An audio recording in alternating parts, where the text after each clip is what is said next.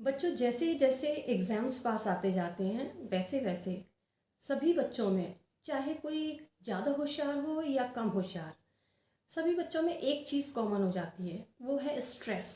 Stress यानी चिंता, तनाव, एंजाइटी, डिप्रेशन या इसी तरह का कुछ और। जैसे एग्ज़ाम का फोबिया होता है, एग्ज़ाम के डर की वजह से आपको घबराहट होने लगती है, बेचैनी होने लगती है, धड़कनें बढ़ जाती हैं और एक्सेसिव चिंता होने लग जाती है। तो ये सब स्ट्रेस के लक्षण होते हैं। खैर, ये चिंता होनी भी चाहिए। जब आपके एग्ज़ाम्स पास में आते हैं तो ये चिंता आपको मोटिवेट करती है पढ़ने के लिए, ज़्यादा पढ़ने के लिए। लेकिन अगर इस चिंता का स्तर कुछ ज़्यादा बढ़ जाए, जैसे मैंने अभी बताया जो लक्षण, वो उस तरह के लक्षण आपको हो रहे हैं और वो चिंता आपकी पढ़ाई को कहीं डिस्टर्ब कर रही है, यानी आपकी स्टडीज़ पर कहीं इफ़ेक्ट ला रही है, तो तब हमें संभलने की ज़रूरत है और वो कंडीशन किसी भी स्थिति में ठीक नहीं है। यदि आप चिंता कर रहे हैं और पढ़ नहीं पा रहे हैं, टेंशन ज़्यादा ले रहे हैं, आपको याद नहीं हो रहा, आपको ऐसा लग रहा है कि मैं जब एग्ज़ाम में जाऊंगा तो सब कुछ भूल जाऊंगा, अगर ऐसा कुछ आप लोगों को भी फील हो रहा है तो मैं आज आपको बताने जा रही हूँ बहुत बढ़िया सर्व सिद्ध उपाय, यानी ऑल प्रोवन, साइंटिफिकली प्रोवन तरीके जो आपको हेल्प करेंगे इस स्ट्रेस से आपको बाहर निकालने में। यानी तनाव मुक्त होकर आप कैसे अपने एग्ज़ाम्स को दे सकते हैं और कैसे बढ़िया बढ़िया अपना पेपर में परफॉर्मेंस दे सकते हैं, उसके लिए आज हम जानते हैं कुछ बहुत अच्छे तरीके। स्ट्रेस से निपटने का एक बहुत कारगर तरीका है डीप ब्रीदिंग एक्सरसाइज, यानी गहरी गहरी सांसें लेना।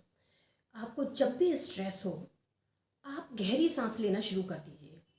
गहरी सांस मतलब अंदर पेट तक सांस लेनी है आपको, और सांस लेनी है, फिर रोकनी है और फिर धीरे धीरे उसको निकालना है। इसके लिए आप एक टेक्निक का यूज़ कर सकते हैं जिसे हम 4-7-8 की टेक्निक कहते हैं। 4-7-8 क्या है? आप जब सांस लेंगे यानी इनहेल करेंगे, आप 4 तक काउंट करेंगे, 1 2 3 4 लेते जाएंगे और यहीं पर रोकेंगे, 1 2 3 4 5, और फिर एक्सेल करेंगे यानी सांस को बाहर निकालेंगे पूरे 8 तक गिनते हुए। यानी आपकी जो सांस लेने का टाइम है वो कम रहेगा, उससे थोड़ा सा ज़्यादा टाइम रहेगा सांस रोकने का, और सांस को धीरे धीरे धीरे धीरे निकालना है। यानी इस तरह से अगर आप गहरी सांसें लेते हैं तो आप देखेंगे कि इंस्टेंट रिलीफ आपको महसूस होगा। ये एक्सरसाइज आप कभी भी और किसी भी समय कर सकते हैं, जब भी आपको ऐसा लगे कि मुझे तनाव हो रहा है या टेंशन हो रही है। इसके पीछे लॉजिक क्या है? लॉजिक ये है कि जब आप गहरी सांसें लेते हैं तो आप ज़्यादा ऑक्सीजन को अंदर खींचते हैं, और ज़्यादा ऑक्सीजन मिलने से आपका मस्तिष्क यानी आपका ब्रेन शांत होता है। तो अगर आपको स्ट्रेस फील होता है तो आप इस एक्सरसाइज को ज़रूर करिए। Number 2, healthy diet. Healthy diet यानी एक अच्छा हेल्दी साफ सुथरा खाना। वैसे तो हेल्दी खाना सभी के लिए इम्पॉर्टेंट है, लेकिन जब हम पढ़ रहे हैं, हम स्टूडेंट हैं, हमारे एग्ज़ाम्स पास हैं, तो एग्ज़ाम में और एग्ज़ाम तक आपको अच्छा हेल्दी खाना खाना है। नंबर 1, आपको भर भर कर यानी ठूस ठूस कर खाना नहीं खाना है। आपने देखा होगा जब भी हम ज़्यादा खाना खाते हैं तो हमारे शरीर में थोड़ा आलस आता है, हमें नींद फील होती है, और इस समय पर आपको ज़रूरत है कि आप अच्छे से मन लगाकर पढ़ाई करें। इसके लिए आप हल्का और सुपाच्य खाना खाएं जो आपके डाइजेस्टिव ट्रैक्ट को भी हेल्प करेगा, जैसे दालें, सलाद, फल फ्रूट, इस तरह से। और अपना खाने का पोर्शन कंट्रोल करें, यानी आप अगर पूरी प्लेट भर के खाते हैं 100% में से आप 20% खाने को छोड़ दीजिए, 80% खाना खाइए। उससे आपको काफ़ी लाइट महसूस होगा, हल्का रहेगा, आलस से कम आएगा और नींद भी कम आएगी।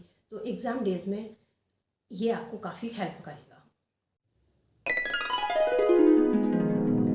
टेंशन से निपटने का एक और बड़ा कारगर तरीका है, साइंटिफिक तरीका। वो है वेगस नर्व्स को उत्तेजित करना, यानी स्टिमुलेट करना।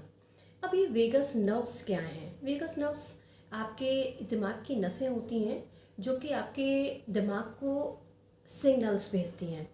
तो अब आप इनको स्टिमुलेट कैसे कर सकते हैं? आप धीमी और गहरी सांसें लें। धीमी और गहरी सांसें लेने से, डीप ब्रीथ करने से आपकी वेगस नर्व्स स्टिमुलेट होती हैं। एक गिलास ठंडा पानी पी लीजिए, फेस धो लीजिए अपना ठंडे पानी से जब भी आपको टेंशन हो। इन सब चीज़ों से आपकी जो वेगस नर्व्स हैं वो स्टिमुलेट होती हैं, और जब ये वेगस नर्व्स स्टिमुलेट होती हैं तो आपकी चिंता के और तनाव के स्तर में कमी आती है। तो है ना एक साइंटिफिक तरीका चिंता से निपटने का। जब भी आपको टेंशन हो, आप उठें और पानी पिएं। एक गिलास भरकर पानी पी लीजिए। जब आपकी बॉडी में डिहाइड्रेशन हो जाता है, यानी पानी की थोड़ी कमी, तो ऐसे समय पर आपके बॉडी में तनाव का स्तर भी बढ़ने लगता है।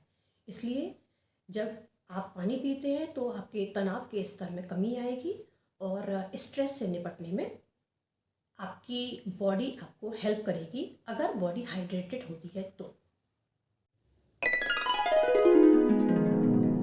नेक्स्ट, मल्टीटास्कर या मल्टी फंक्शनल होने की कोशिश न करें। मतलब कि बहुत सारे कामों को एक साथ करने की कोशिश न करें। One task at A time. One task at A time का मतलब आप कभी भी ये मत सोचिए कि मुझे ये भी पढ़ना है, ये भी पढ़ना है, मुझे बहुत सारी चीज़ें करनी है। आपको घबराहट हो रही है, टेंशन हो रही है। सपोज़ आपने हिंदी का एक क्वेश्चन कर लिया, फिर आप दौड़ करके इंग्लिश उठा लिया, आपने इंग्लिश से एक क्वेश्चन कर लिया, फिर पता चला मैथ्स का एक सम सॉल्व कर लिया। तो ऐसे अलग अलग सब्जेक्ट्स को ऐसे मत लीजिए। अपने दिमाग को कूल करिए, बिल्कुल काम डाउन करिए, शांत रहिए और एक सब्जेक्ट को उठाइए। अपना शेड्यूल फिक्स करिए। जिस समय आपका दिमाग बहुत अच्छा है, फ्रेश है, उस समय पर आप ऐसे सब्जेक्ट को उठाइए जो आपको कठिन लगता है। जो भी डिफ़िकल्ट सब्जेक्ट है उसे आप, सपोज़ आप मॉर्निंग में बड़े फ्रेश उठे हैं तो आपने वो डिफ़िकल्ट सब्जेक्ट ले लिया, और उसके बाद उसको जो भी आपने एक चैप्टर उठाया है उसे पूरा कंप्लीट कर लीजिए। उस कंप्लीट करने के बाद फिर आप थोड़ा गैप लेंगे। हो सकता है कि आप थोड़ा घूम आए, थोड़ा सा कहीं जाके खाना वाना खा लिया, नहाना धोना कर लिया। फिर उसके बाद जब आप दोबारा आएंगे, अब क्या है ना, आपका दिमाग पढ़ पढ़ के पक गया है। जैसे कभी कभी स्थिति आ जाती है ना कि हमने ये चीज़ बहुत डिफ़िकल्ट चीज़ तैयार की है, तो अब हमारा दिमाग काफ़ी टेंशन में है। तो अब आप गैप करने के बाद दोबारा में किसी भी डिफ़िकल्ट सब्जेक्ट को मत उठाइए। एक कोई भी ऐसा लाइट सब्जेक्ट ले लीजिए जो आपको ऐसा लगता है कि बहुत इजी है या जिसमें आपका बहुत इंटरेस्ट है। तो ऐसा कोई हल्का सा सब्जेक्ट उस डिफ़िकल्ट सब्जेक्ट के साथ कंबाइन कर लीजिए। ऐसे करके आप पढ़ेंगे और शेड्यूल बनाकर पढ़ेंगे तो आपको थोड़ा सा स्ट्रेस कम होगा। बच्चों, हमारे शरीर में एक रसायन होता है जिसे कॉर्टिसोल कहते हैं। कॉर्टिसोल का स्तर तब तक बढ़ता है जब जब आपका स्ट्रेस लेवल यानी चिंता का स्तर बढ़ेगा। लेकिन एक्सरसाइज यानी व्यायाम आपको उस कॉर्टिसोल के स्तर को कम करने में बहुत हेल्प करता है। यानी कॉर्टिसोल का स्तर कम और आपका स्ट्रेस लेवल भी कम।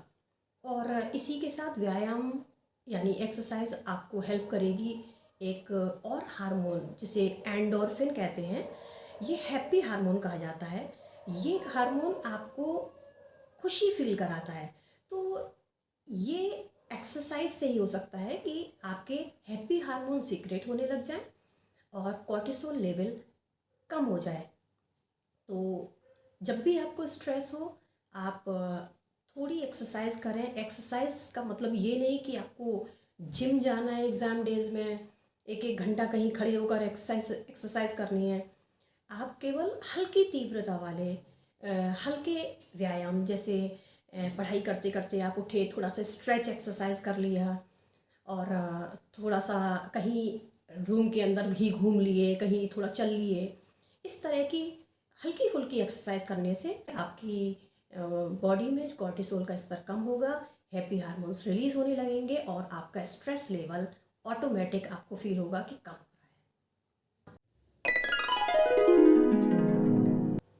साइंटिफिक तरीकों के साथ एक आध्यात्मिक तरीका भी। जब भी आपको स्ट्रेस हो, तनाव हो, चिंता हो, तो आप आंखें बंद कर लीजिए। आंखें बंद करिए और अपने इष्ट देव को, जो भी आपके भगवान हो, जिसको भी आप मानते हो, उनको स्मरण करिए। कोई आपके घर में मंत्र बोला जाता है, कोई मंत्र आपको आता है, आप उसका उच्चारण करिए।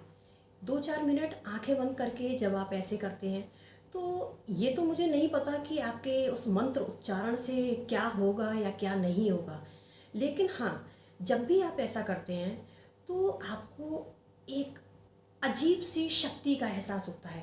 आपको लगता है कि आपका ईश्वर आपके साथ है और भगवान से प्रे करिए कि भगवान मैं बहुत अच्छा काम करूं, बहुत अच्छे से अपना एग्ज़ाम दूं। तो आपके अंदर एक नई ऊर्जा प्रवाहित होगी और जब वो ऊर्जा ईश्वर से आपकी बॉडी के अंदर आएगी तो आपको स्ट्रेस से मुक्ति देने में बहुत हेल्प करेगी। आखिरी और एक बहुत इम्पॉर्टेंट बात, आप कभी भी ये मत सोचिए कि आप अकेले हैं जिसको टेंशन हो रही है, चिंता हो रही है। आपके जैसे लाखों स्टूडेंट्स हैं जो एग्ज़ाम दे रहे हैं, उन सबको इतनी टेंशन है। इतना, चाहे किसी बच्चे ने बहुत पढ़ाई की हो उसको भी टेंशन है, जिसने कम पढ़ाई की है उसे भी टेंशन है। तो कभी भी ऐसा महसूस मत करिए कि मुझे ही सब कुछ हो रहा है। अपना कॉन्फिडेंस बनाए रखिए, पैनिक नहीं होना है। अपनी चिंता को एक मोटिवेशन की तरह लीजिए। पॉजिटिव वे में डील करना है आपको अपनी चिंता के साथ। यानी चिंता हो, अच्छी बात है, हम अच्छा करेंगे। हर रोज़ अपने आप से कहिए आई कैन, आई विल। यानी आई कैन मतलब मैं कर सकता हूँ और आई विल यानी मैं करके रहूँगा। जब आपके अंदर इतना कॉन्फिडेंस डेवलप हो जाएगा तो स्ट्रेस कहीं दूर ही भाग जाएगा। So all the best and leave the rest to भगवान जी। यानी अपना कर्म करिए और खूब मेहनत करिए, पढ़ाई करिए और बाकी सब ईश्वर पर छोड़ दीजिए। अब ईश्वर पर छोड़ने का मतलब ये नहीं है कि आप भगवान पर छोड़ दें और आप पढ़ाई ना करें, कर्म ना करें। ईश्वर उसी की हेल्प करते हैं जो अपना कर्म अच्छे से करते हैं। तो आप चिंता मुक्त होकर के अपना कार्य करिए और अपने एग्ज़ाम्स की तैयारी करिए, सब कुछ अच्छा होगा। किसी और टॉपिक पर वीडियो देखना चाहते हैं तो कमेंट बॉक्स में कमेंट करिएगा और मेरे चैनल को सब्सक्राइब कर लीजिए ताकि आपको अगले वीडियो का नोटिफिकेशन मिलता रहे। Bye bye, all the best.